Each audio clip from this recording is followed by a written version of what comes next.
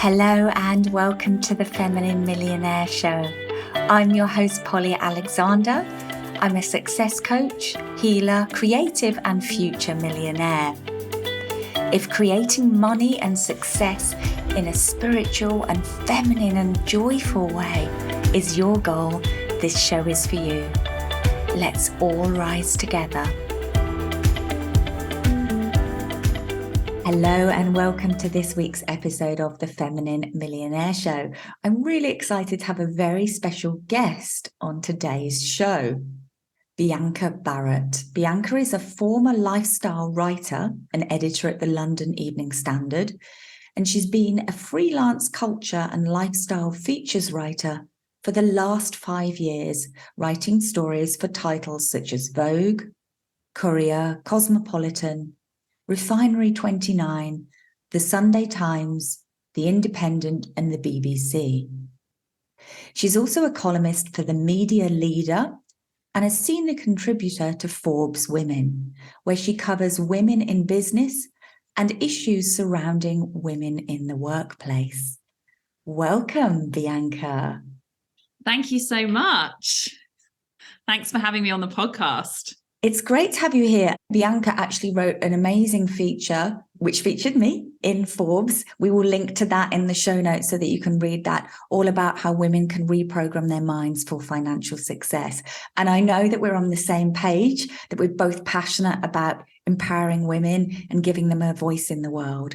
But before we dive into your expertise, I would love you to share, how did you get started as a writer, as a journalist? Oh, that's a great question. And it was something of a meandering journey. I can't pretend that I was somebody who, I went, at school, I knew I was going to be a journalist and I studied for that and prepared for that and went to university for that. No, that was not me. I always knew I wanted to do something creative, but it took me a little bit of exploration to get to the place where I figured that meant being a writer. So I actually trained at university as an actor, and I did that professionally for a couple of years after uni. And I enjoyed it. And I was traveling the world with a theatre show, getting paid to do it. So that was exciting. But I worked out relatively quickly that there felt like there was something missing there. And I think it was mostly to do with the kinds of sacrifices you have to make to be an actor if you don't have a really strong in with somebody in the industry. And they were sacrifices I just wasn't sure I was willing to make. So whilst I was away with the theatre company, I started writing a blog just about my experiences and traveling in these different countries. And I really enjoyed that. But, wasn't really thinking about it as a career option at that point. But once I'd got to that point where I was like, well, acting's not quite right, I then hit a bit of a wall and was like, well, okay, I don't think I have any other employable skills. All I know how to do is act. So I was a bit panicky, but coming from a family of teachers, which is one of those jobs that often gets passed down in the family, a bit like being a doctor or a lawyer, I thought, well, I've worked with kids quite a lot. Maybe I could be a teacher. So I did a program that's UK based called Teach First, and it's essentially a 2-year grad scheme and you learn on the job. So you get your teaching qualifications on the job. And I would say, to put it mildly, it's a baptism of fire. You basically go in there in the front line of teaching in really challenging areas, kids with lots of challenges and difficulties. And you just have to, you're doing all the job. You have all the responsibilities of a fully trained teacher, but you're still learning. And it was during that time that I realized, well, I know this isn't the right path for me long term. I don't want to be a teacher. And it's definitely the kind of job you need to want to do because it takes a lot from you. And that was when I realized I wanted to be a writer. I wasn't sure how I was going to do it, though, because I didn't know anybody in the industry. And so in my second year of teaching, I started planning for it. And even if you leave the teaching profession in July, which is when in the UK the school year ends, you get paid until the September because you have 6 weeks of summer holiday and you're technically still contracted to that school. So I was like, right, I'm going to have 6 weeks of full-time pay. It wasn't great pay, but it would pay the bills where I can do free work experience, essentially like you do when you're 16 years old. So I started writing to just random newspapers, magazines, a lot of them quite small that were London based, saying, hi, this is who I am. I'm a qualified teacher. I'm in my mid-20s. I want to be a journalist. Can I come and learn from you for a week or two for free? Here are some of the skills I can offer you while I'm here. And I think because I was already a professional, they were just like, oh, you want to come and do it for free? Sure. So I managed to line up 6 weeks of work experience. And what was really interesting, and I think this ties in well into the kind of manifestation mindset that I'm sure you speak to your clients about a lot and your audience are well aware of, in that I was holding this vision of being a writer, but I didn't really know how I was going to get there. I just kept taking the next action, and I just stayed really positive about it, despite all this kind of negativity that was coming from me from the outside. So my parents were really worried, like, you want to be a writer. What does that mean? Who's going to pay you? How is that going to work? So basically I was like, I don't know. I don't know how it's going to work. I'm going to do this work experience. And then when that's over, I'll do some teaching temping to pay my way. And if I can get paid for a piece of writing within a year, I'll consider that a success. So that was my bar, which was actually pretty low. And I was like, yeah, I'm happy to do that. We'll just see how it goes. And so I did this work experience. And then whilst I was doing that, I was working for this really small newspaper based in London. And they said, oh, there's a gig on at this hotel tonight. Can someone go and cover it? There'll be free drinks. Obviously, to me, having worked in teaching where you don't get anything for free, you pay for your own Christmas party. I was like, oh my goodness, I get to go somewhere and get free champagne. Obviously, I'm really up for that. So I was like, yeah, I'll go and review this gig. And so I went to review this gig. And while I was there, I met a woman who was an editor at the Evening Standard. We just got chatting, and I was, no expectations, just had a really nice chat with her. She was asking me what I was doing. I explained the situation to her, and she just said, oh, well, I actually have a job going on the lifestyle desk at the Evening Standard. Would you be interested in applying? And Wow. obviously for me, this was the London Evening Standard is an internationally known paper. I couldn't believe that someone was saying, would you be interested in applying for this job? And obviously I said yes. And then, fast forward, I went through, the interviews, shared my writing with them, did a trial day, and I got the job. And just to bring it back to this kind of synchronicity manifestation that you talk about a lot, the job with the Evening Standard officially started the day after my contract ended with the school. Not on purpose, just pure alignment. Wow. And as I was saying, I think it's just because I knew it was what I wanted to do. I was taking action towards it, but I didn't have massive expectation of exactly how it was going to turn out. I always find the word surrender quite difficult because I think that's something quite hard to, how do you master that? It's such a difficult thing to do. But I think because I just sort of was like, well, I'll roll with the punches and see where this road takes me. It ended up working out really well in my favor. I realize that's a really long answer to your question, but the reason I think it's quite valuable, and this is something we can talk about more later, is what it's taught me is so many skills about getting your foot in the door in media, even if you don't have contacts. And obviously I was doing it as somebody wanting to become a journalist, but so much of my experience, and even now when I'm still pitching to editors, is relevant if you're somebody looking to get your business featured in the media. There are so many parallels to that, and the skills are very similar. So yeah, it definitely taught me a lot about that and kind of making opportunities for yourself, even if you don't know people in the industry, even if you don't already have loads of contacts. So yeah, that's how I became a writer. Amazing. I know that my listeners will absolutely love this story. We love miracle manifestation stories and stories of being in the right place at the right time and, manifesting what you desire, intentionally creating it. And I think there's also a message of hope in there that when these big media institutions or these new worlds we're entering, they can seem like closed doors, or how do I even get in there? Or we can tell these stories of like, I'm just not well connected enough, I'm not from the right family, I didn't go to the right university, etc. I've heard all of these.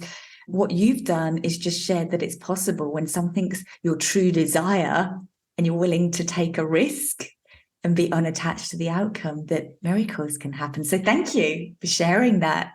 You're welcome. And I couldn't agree more. So fast forward now, you obviously had your career at the Evening Standard. You then went on to become a freelance journalist. What is your work about now? What are you passionate about writing about?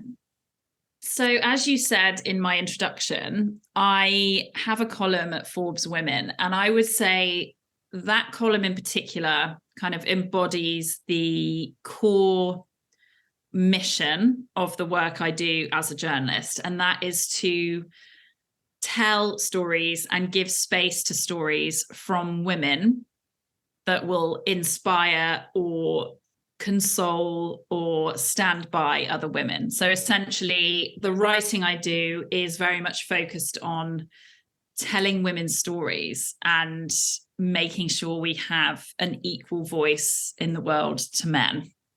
I love that mission.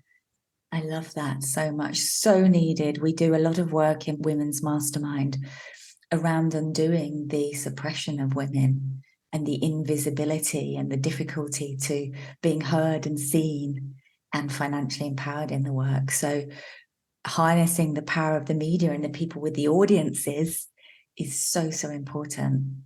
Absolutely. So let's start there. What are the benefits of getting media coverage for a brand? Now, I know that my listeners, a lot of them are spiritual entrepreneurs or healers, coaches. A lot of them are creatives, artists, musicians. I've got people in real estate, really broad audience. But if you've got like a small business or, you're a service provider, like a photographer or a coach, what are the benefits of getting media coverage? Because, I think sometimes people think, oh, that's for Coca-Cola. Or, that celebrity, or, you can kind of think, oh, that's for someone bigger and more important than me. Yeah, absolutely. Oh my goodness. There are so many benefits to getting your brand media coverage. I think one of the biggest ones that people say to me who've worked with me in this capacity and that I have seen through the media they've got for themselves is that like, know, and trust factor that's really important for your clientele. So let me break that down. Essentially, your audience need to like, know, and trust you before they're willing to work with you or buy from you. We know this. If you're a business owner, you know this already.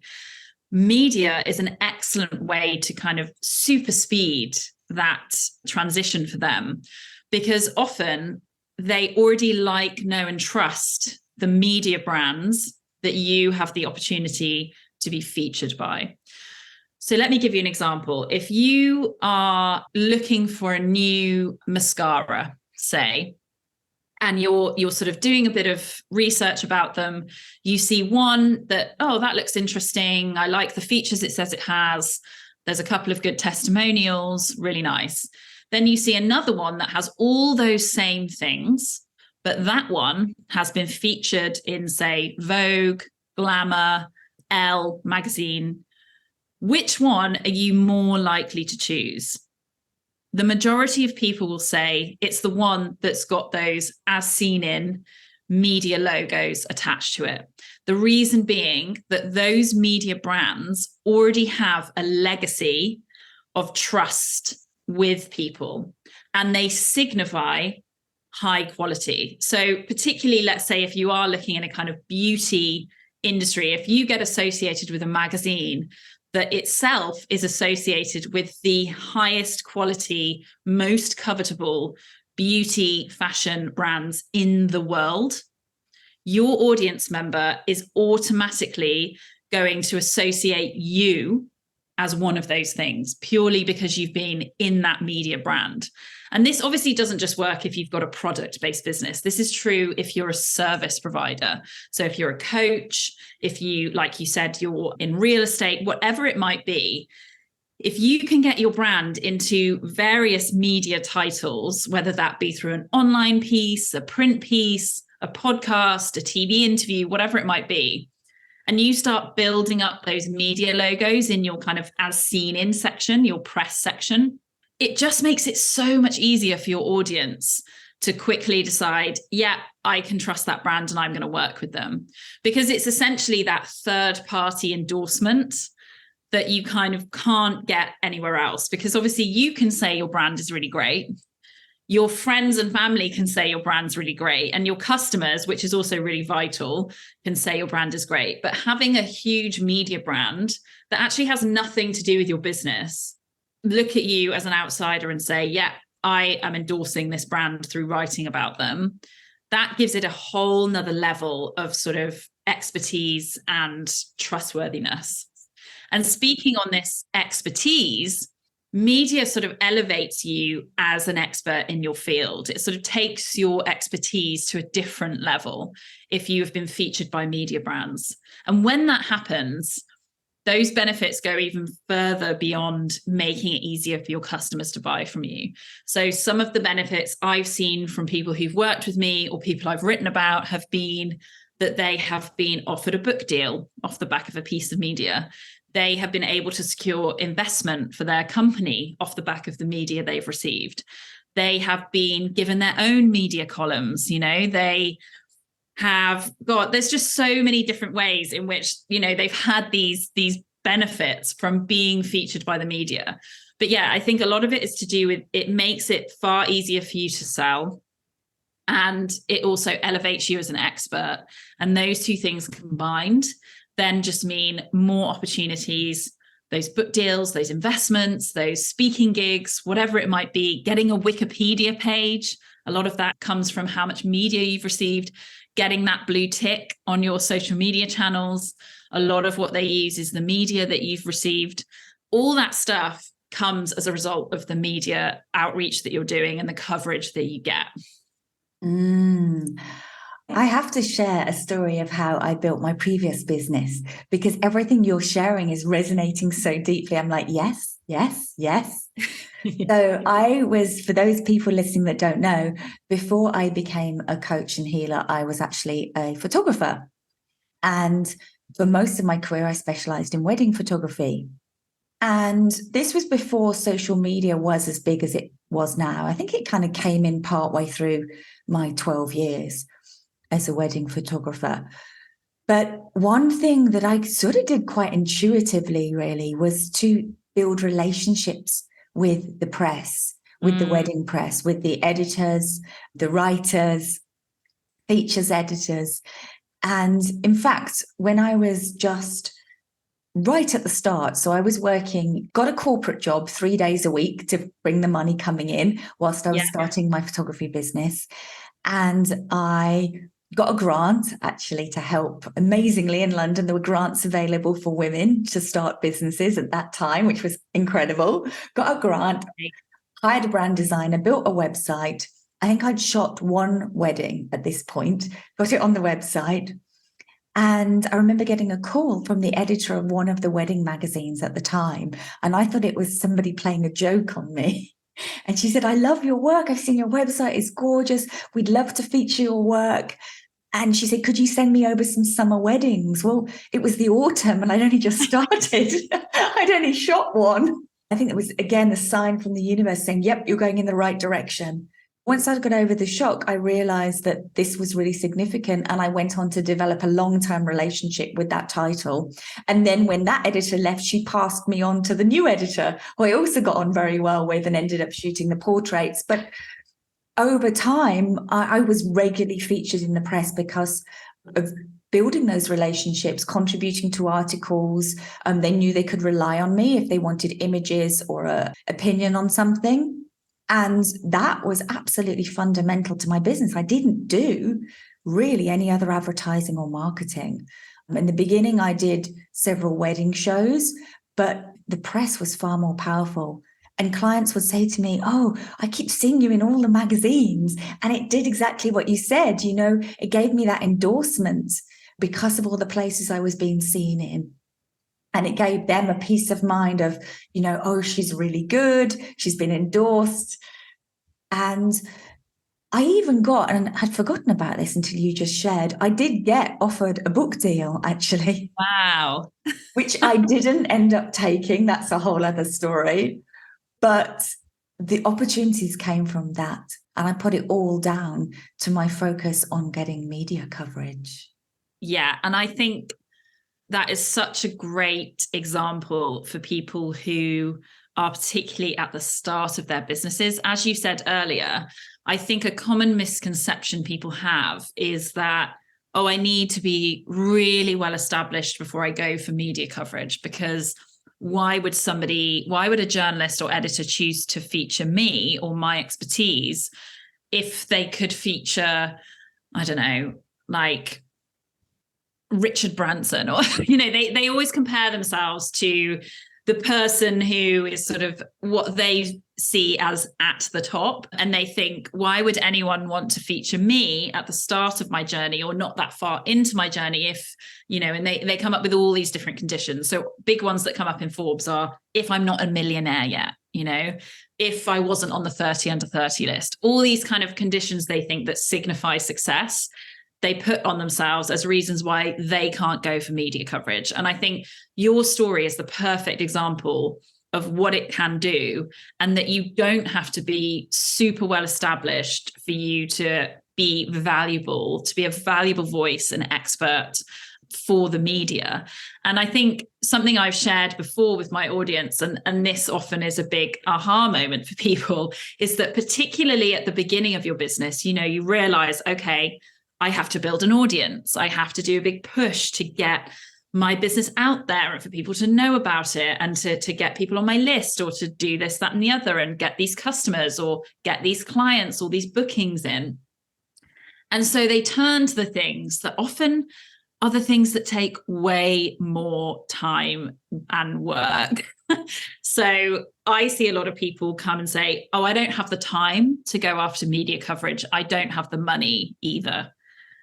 And yet they're spending, say, 10 to 15 hours a week chasing up cold leads, sort of trying to muster leads out of nowhere, or putting all that time and energy into figuring out how to do advertising. Then on the other side, you have someone who's like you, thinking a bit more in terms of, okay, what's benefits out versus time put in here?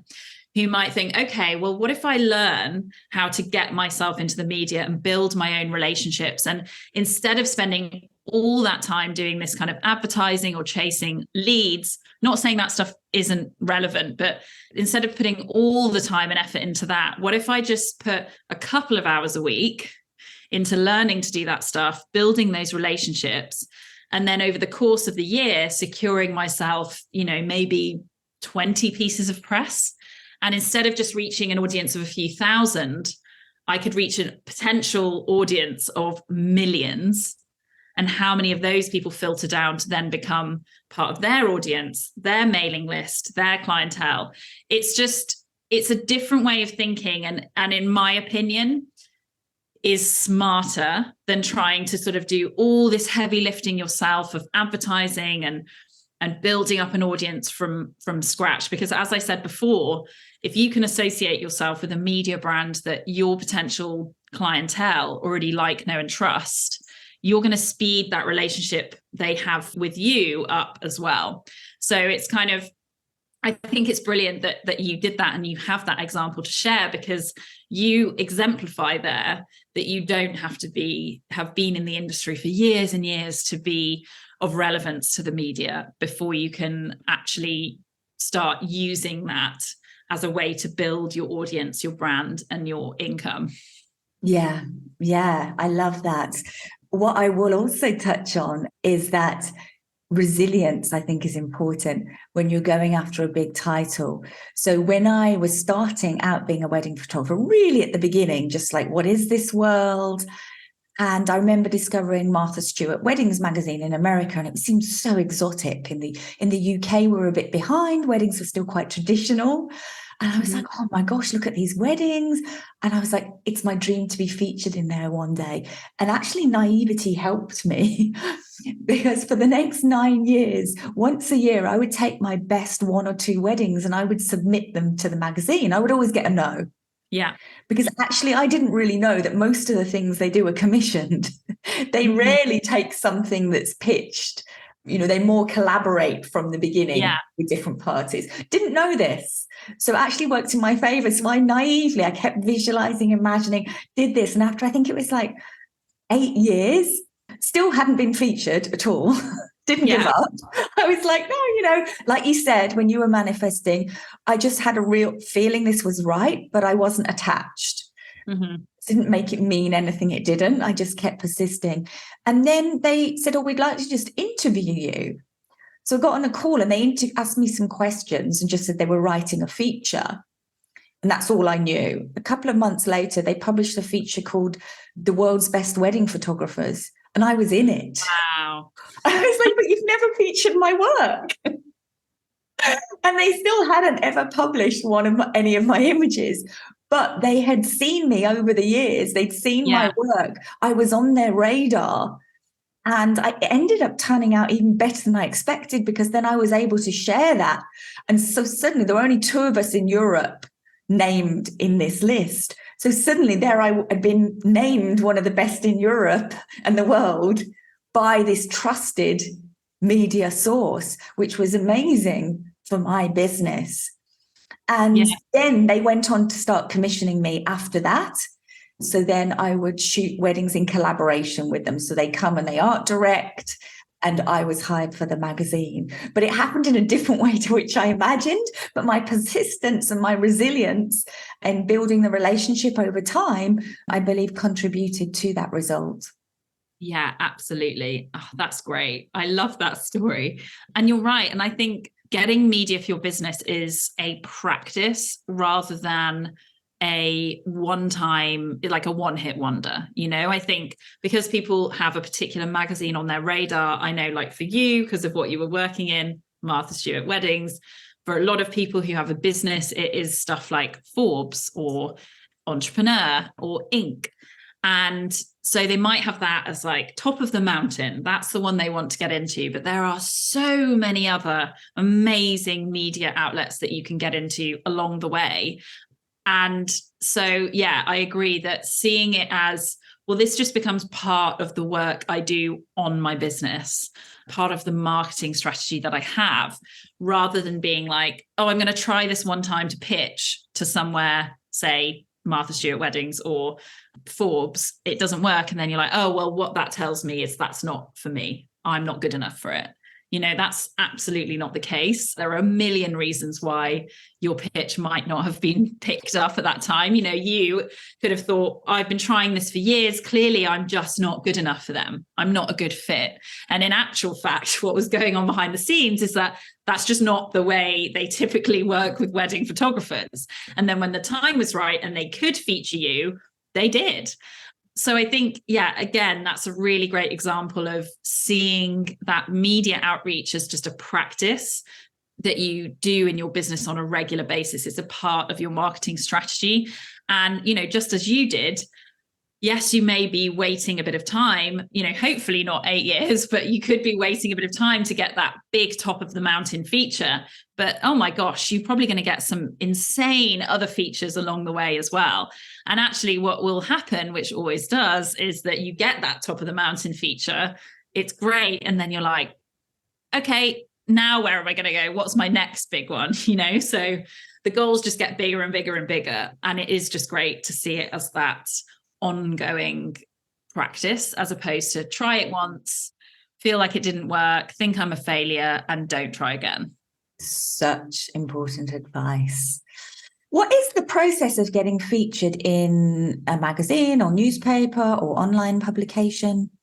Yeah, so this is something that I teach a lot on, and the process is pretty simple, really, the one that I teach, because a bit as you've exemplified here, it's typically that, most people think you start by sending the pitch.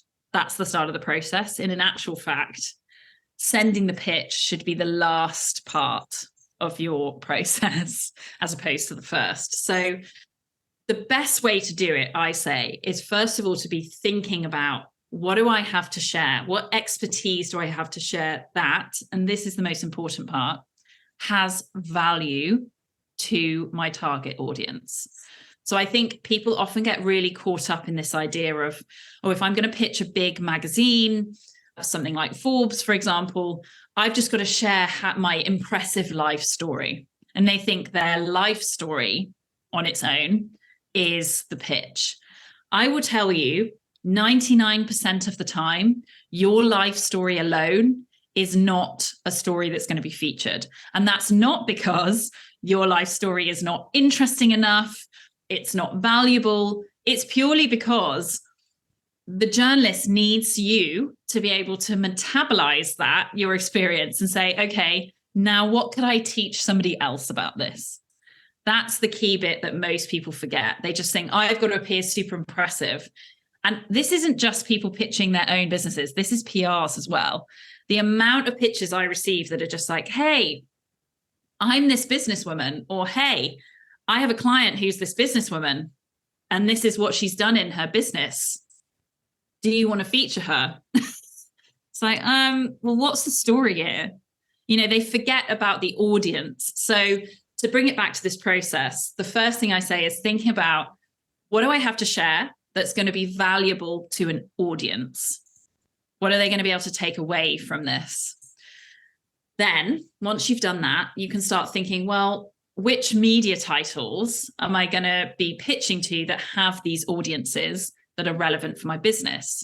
So obviously, if you have a business in life coaching, you're probably not going to be pitching to be in a wedding photography magazine. You want to think about what titles are aligned with what I'm doing, and therefore will have an audience of the kind of people who would then become my audience. So thinking about which titles you want to pitch to.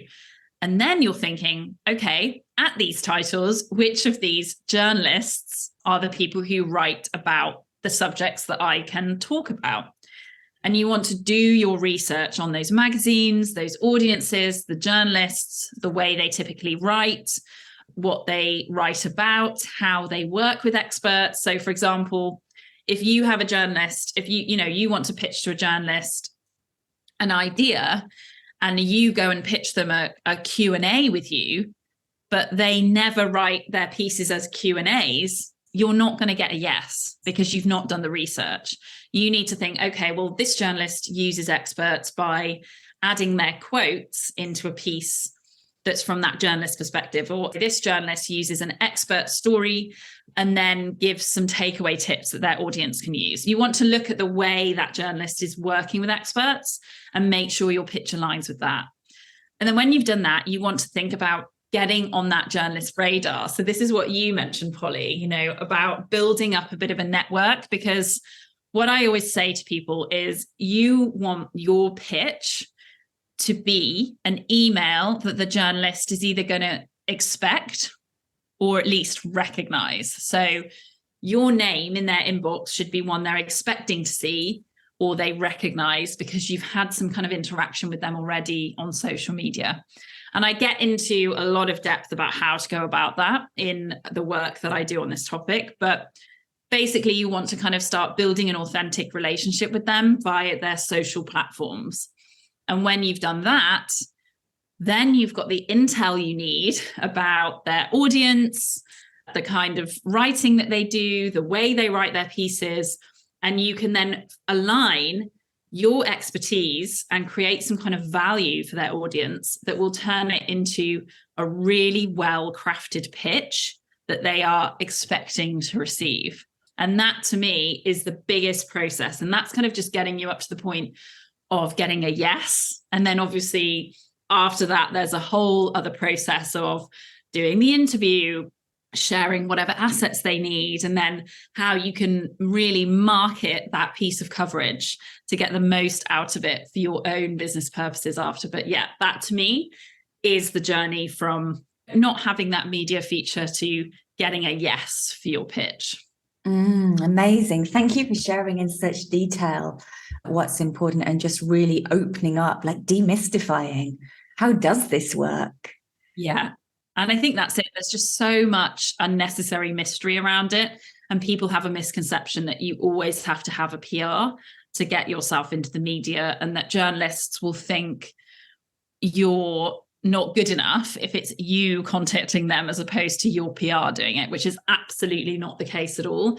And I am really on a mission to kind of demystify getting into the media and make it more accessible for everyone, even if they're not in a position to hire a PR yet, or it's just not something they want to invest in at that time, because PR is a lot of money. It's a big investment. So I think, well, why should getting into the media only be reserved for the people who are paying for PR? I don't believe that should be the case. And I really want to see particularly more business women get their voices and their businesses and their expertise into the media. Yeah, because I think it should be something available to everybody. Yeah, 100%. And we're going to come on to what you created to help more women get their voices in the media in a moment. Just very quickly, 3 things that you're looking for in a story as a journalist, the titles you write for. Absolutely. So I think this can be applied to any journalist that you're pitching to, but it's definitely something that I'm looking for as well. The first thing is that value element that I spoke about. So what are you offering from your expertise or your story that is going to be valuable for the audience? So what are they going to take away from this piece that they can either action in their own businesses, or that's going to help them feel better about something in their lives? So value can come in lots of ways. It can be advice, it can be entertainment, it can be enlightenment. There's lots of different ways you can provide value in a piece, but if you're a business owner, it's typically going to be some form of advice for other business owners or people who want to pay you for the expertise you have. So value is the number one. The second one is a really strong answer to the why now question. So why do we need to be writing about this now? Why is this relevant now? If you can provide a strong answer to that for the journalist, it means they can provide a strong answer to their editor, who is going to ask them, well, why are we writing this now as opposed to something else? It's basically giving them a really clear reason that this story should be prioritized over something else they might be thinking about writing. So you've got value, why now? And then the third one is, and this is a big one, personalization. So the reason I told you about the process that you should be taking to get to the point where you're going to pitch involved a lot of looking at journalists, looking at the audiences, doing research on the titles, doing research on the way those journalists write their pieces, is because all that intel is going to help you personalize your pitch to that particular journalist so that it's a really good fit for their audience and their beat. You would be amazed how many people do not personalize their pitches. So they have this mindset of, I'll just send out 100 of the same pitch to 100 different journalists. Surely one of them is going to stick. And actually, they'd be far better off sending out 5 really personalized, high quality pitches to 5 different journalists, and they're far more likely to get a yes. So quality over quantity is a big deal here. And personalization is really key, because if you look at any kind of statistics, the number one bugbear that journalists have with pitches is the lack of personalization for their audience and for their way of writing and their channel. So yeah, just to recap, you've got value, answer the why now question, and personalization. There, I would say the top 3 things I want to see in a pitch, and that every other journalist I know also wants to see in a pitch.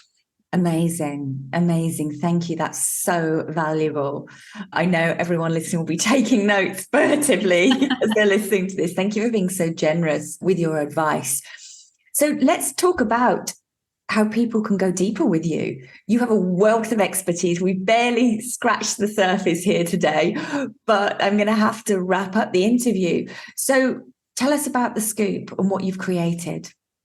Absolutely. So The Scoop is my membership program that's relaunching in March. And it is essentially insider secrets from journalists and editors on how you can get you and your brand into the media. So basically, it's teaching you how to get your own media coverage, how to do your own PR. And the reason I wanted to do this is because it's a really affordable option for people just starting on this journey. And it's going to give you the tools that you can do this all yourself, or you can get your assistant to help you do this, whatever your situation might be. And then even if you reach a point where you want to hire a PR to do it for you, you're going to be in so much of a stronger position because you have knowledge that means you will always be able to build your own network of journalists and editors that are in your contact book that they can never take away from you, even if you stop working with them. And you will be able to make a much more informed decision about which PR is going to be the best fit for you and your needs for your business. This is going to teach you everything you need to know about getting that media coverage so you can build your income more easily, you can build your audience more easily, become that expert thought leader that you want to be, and get all those opportunities that I mentioned at the beginning that come off the back of getting media. So what that kind of looks like is it's a yearly membership. And inside that, there will be guides where I go into super major kind of detail on different topics within getting yourself into the media, a bit like we've done here today on a kind of surface level. There will also be mini masterclasses. There will be short courses in there. There'll be templates in there. There'll be advice columns, a database of journalists that you can contact. All sorts of different things are included in this membership. And basically, what we want to happen is that when you're in it, you are going to be able to get yourself that coverage. And you know, so far I have members who have been with me for over a year now, and I've worked with them in various ways, either one-to-one or through The Scoop or through workshops. And some of the stuff they've managed to get off the back of it is insane. Big thing that happened recently was somebody who was a member of The Scoop. Actually, they pitched to be an entrepreneur, and the editor of that section contacted them and asked them if they wanted their own column. So rather than just be featured, they got their own column. As I said, people have been offered book deals. There have been people who've received investment. People have been featured in everything from Forbes to Women's Health to the BBC to Vogue, all sorts of different places, all without hiring a PR to do it for them. And yeah, I'm a big believer, as I said, that this should be available to everyone, because just as an add in here, research shows that only 4% of media coverage actively dismantles negative gender stereotypes for women. So there's only 4% of media coverage out there right now where women are shown in a positive light. That's crazy. Yeah. And also less than 28% of expert sources used in the media are women as well. So I'm on a really big mission here to make it accessible for everyone. And the easiest way to do this is to teach them the tools they need to go and get that coverage themselves. It's a bit like, what's that saying? Give someone a fish, they'll have a meal. Give someone a fishing rod, like teach him how to fish and he can feed himself forever. It's like teach someone how to do this for themselves, and they have that skill set with them forever. And even if they never work with a PR, they can teach their assistant how to do it on their behalf, or they can just do it themselves. And oh my gosh, it's such an essential skill for business. And I think the most effective marketing tool there is out there. And yeah, I'm really excited to welcome more people into it in the next few weeks. Amazing. Amazing. So you can follow Bianca and The Scoop on Instagram. The Details are in the show notes. And she also has a free gift, the 5 golden rules of pitching. Yes. So I'm sharing my 5 golden rules for pitching to journalists. So basically you can read that and get that info and start honing that pitch. And even before you join the scoop, you can start doing that media outreach and see results. Amazing. Amazing. Thank you so much for being a fantastic guest on the show. I just think, aside from the powerful insight into how the media works and how to get started with securing coverage, I think what you've really done today is to give our listeners hope that it doesn't matter if you're not this huge brand and you don't have a big budget and you can't hire PR. Hope that you can actually secure coverage and that it can make a profound difference to your business. So thank you so much for bringing in that hope and the wonderful stories of manifestation as well. Oh, it's been my absolute pleasure. Thank you so much, Polly. I've loved this. Thank you. Bye for now.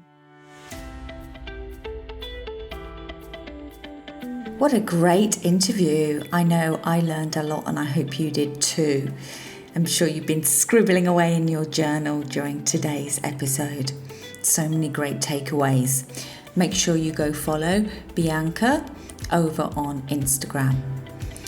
So I've been working on something behind the scenes. It is a special live 90-minute masterclass for women business owners.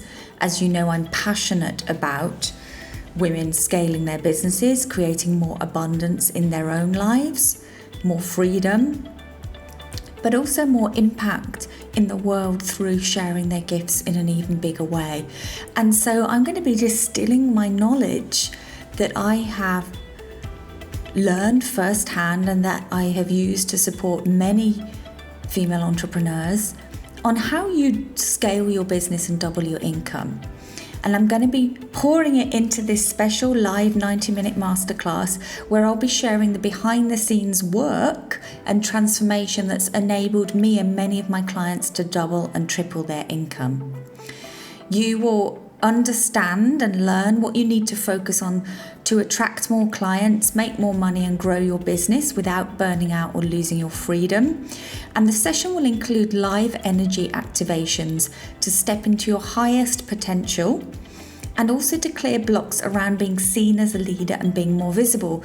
Because in the theme of today's episode, becoming more visible and really owning your status as an expert is going to be essential to scaling your income. And that has to be an embodied inside transformation. So I'm going to be sharing part business strategy, part energetics in this special workshop with a small intimate group of you. I'm going to be on live, but there is a replay available. The masterclass is $97. I know lots of you have been asking for accessible ways to work with me. So I listened and here it is.